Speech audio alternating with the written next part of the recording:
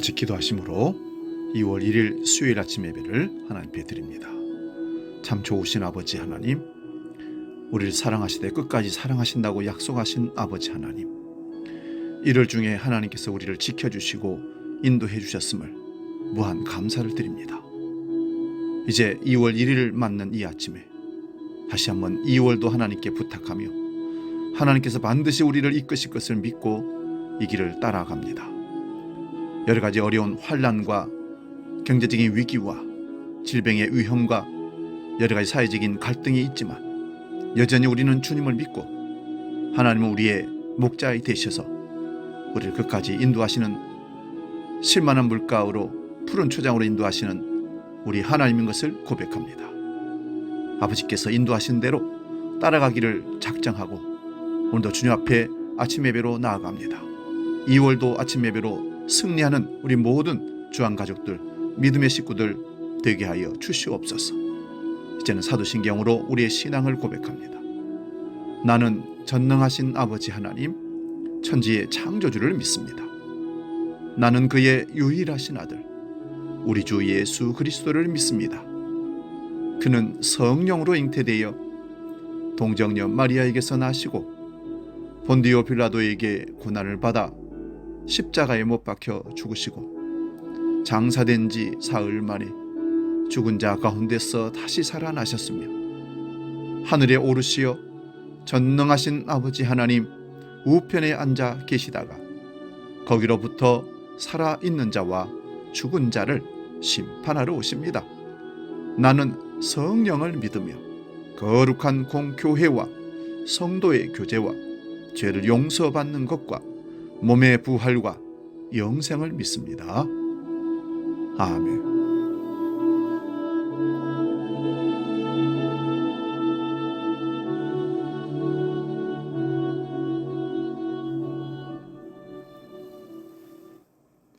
찬송가 342장 너 시험을 당해 함께 찬송합니다.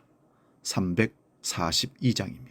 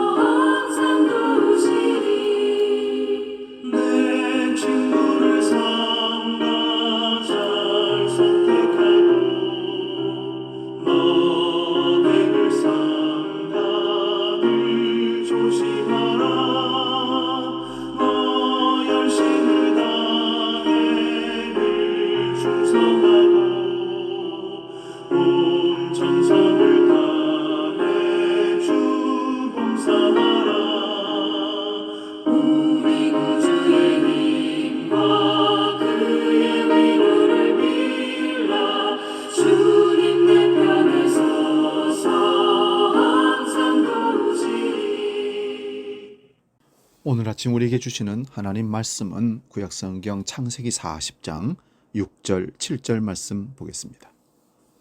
구약성경 62면에 있습니다.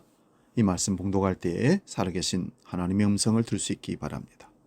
시편 40편 6절 7절 말씀입니다. 봉독합니다. 아침에 요셉이 들어가 보니 그들에게 근심의 빛이 있는지라 요셉이 그 주인의 집에 자기와 함께 갇힌 바로의 신하들에게 묻되 어찌하여 오늘 당신들의 얼굴에 근심빛이 있나이까? 아멘. 봉독한 말씀으로 고통 중에도 이타적인 사람, 이런 제목으로 말씀의 은혜를 나눕니다. 죽음보다 참기 어려운 것이 고통이라고 합니다. 고통은 나 혼자에게 오롯이 견디게 오는 고통이기에 누구도 대신할 수가 없습니다. 마음으로는 함께하고 아파하고 울어줄 수는 있지만 고통의 직접적인 아픔은 자기만이 느끼는 겁니다. 고통을 당하는 사람들의 이야기에 의하면 더 고통스럽지 않게 죽었으면 좋겠다는 얘기를 하는 것을 많이 들어봅니다. 얼마나 고통이 심했으면 그런 마지막 말을 할 수 있었겠습니까? 죽음보다 아픈 것이 고통이라는 사실입니다. 그런데 내가 고통 중에도 다른 사람을 위한 이타적인 생각을 가지고 산다는 것은 우리 인간적인 힘으로는 불가능한 일이라고 봅니다. 그런데 그런 일들이 가끔씩 일어납니다. 오늘 본문을 다시 한번 봅니다. 아침에 요셉이 들어가 보니 그들에게 근심의 빛이 있는지라. 요셉이 그 주인의 집에 자기와 함께 갇힌 바로의 신하들에게 묻되 어찌하여 오늘 당신들의 얼굴에 근심의 빛이 있나이까. 요셉은 그렇게 충성하던 주인의 아내에게 모함을 받고 강간범으로 오해를 받아서 감옥에 갇히고 주인에게 배신당한 요셉의 생각을 한번 떠올려 봅니다. 누명을 쓰고 감옥에 들어갔던 요셉의 마음은 결코 편할 리가 없었을 겁니다. 그것도 강간범으로 주인을 겁탈하다가 잡혀서 들어온 사람이라는 죄명을 둘러쓰게 되면 요셉은 더 괴로웠고 고통스러웠을 것입니다. 그가 얼굴을 찡그리고 있다 해서 비난할 사람은 전혀 없을 것입니다. 그런데 요셉은 스스로 우울해지지 않을 뿐만 아니라 오히려 주변에 근심하는 사람들을 위로하려고 했던 것을 봅니다. 믿음의 사람, 하나님의 사람은 항상 자기중심적인 삶을 살지 않기에 다른 이들을 바라보는 이타적인 습관이 있습니다. 나도 억울하고 많이 힘든데 다른 사람을 걱정하고 있다는 이런 삶이 어떻게 가능할 수 있을까요? 흔치는 않지만 아까 말씀드린 것처럼 가끔씩 있다는 것이 우리에게 큰 위안이 됩니다. 그리스도인들이 이 세상에서 정말 그리스도의 정신으로 산다는 것은 바로 이런 삶이라고 생각해 봅니다. 그러나 이런 삶은 내 힘으로가 아니라 하나님께서 주시는 힘으로만 가능한 것입니다. 고 손영한 목사님이 두 아들을 죽인 살인범을 아들로 만든 것이 우리 능력 밖의 일이라는 말씀입니다. 어떻게 사람 생각으로 그럴 수가 있겠냐 말입니다. 그런데 이런 삶을 가능케 하는 비밀이 있습니다. 바울사도는 빌립보서 4장 12절 13절에서 이렇게 말합니다. 나는 비천에 처할 줄도 알고 풍부에 처할 줄도 알아. 모든 일 곧 배부름과 배고픔과 풍부와 궁핍에도 처할 줄 아는 일체의 비결을 배웠노라. 내게 능력 주시는 자 안에서 내가 모든 것을 할 수 있느니라. 아멘. 내게 능력 주시는 자 안에서 이 일들을 할 수 있다는 비밀을 밝혀낼 수가 있습니다. 주님의 능력으로 가능하다는 것입니다. 이런 요셉의 모습이 바울이 표현한 그리스도인의 모습입니다. 고린도후서 6장 10절을 봅니다.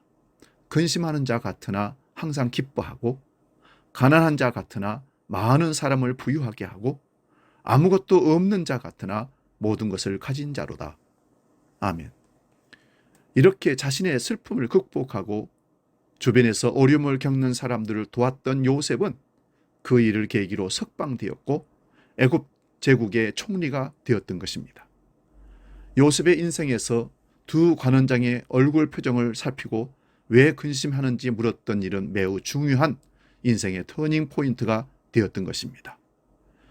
바로 왕의 떡 맡은 관원장, 포도주 술 맡은 관원장 두 사람을 감옥에서 만나서 그들을 살피고 그들을 위로하고 도와줬던 그 사실 하나로 하나님은 애굽의 바로의 궁에 들어가서 바로 다음의 제2인자로 요셉을 하나님께서 세우셨다는 사실입니다.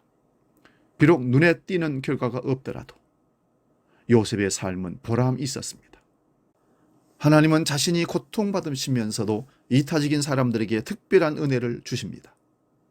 혹시 일터에서 사회에서 고달픈 생활을 하고 있습니까? 억울한 일을 당해서 마음이 상하셨습니까? 그럴 때 요셉처럼 주위의 사람들을 돌아보면서 하나님의 뜻을 기다리지 않으시겠습니까?